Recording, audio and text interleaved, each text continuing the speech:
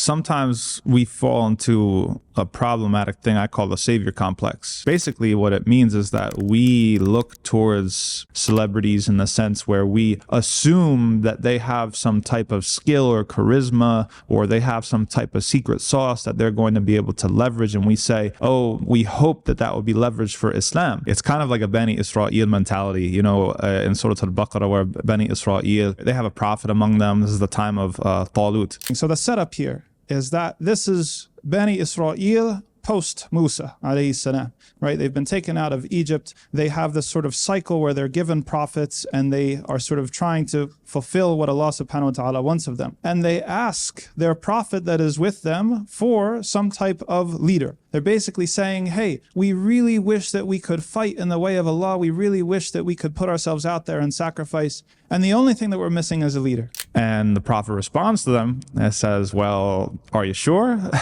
You know, if Allah gives you this leader, are you sure? Because you've just raised the stakes on yourself. Now, Talut is not the type of leader that they expected.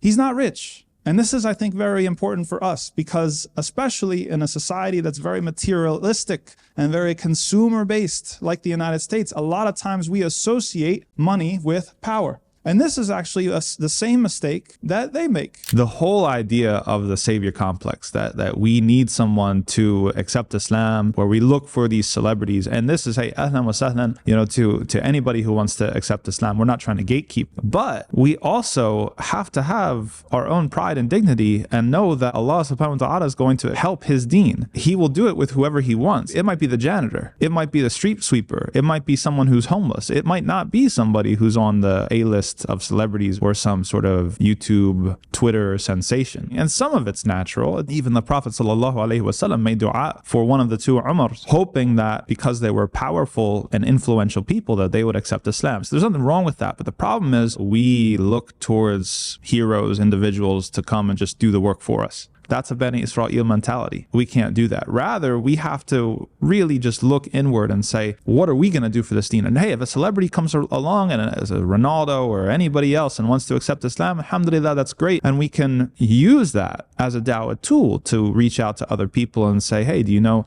Kyrie Irving is now a Muslim and these other people are now Muslims? But we have to be super careful to not expect that, you know, this person is now going to be Shaykh al-Islam on day 1 or day 2. We thought this person was going to do the work for us.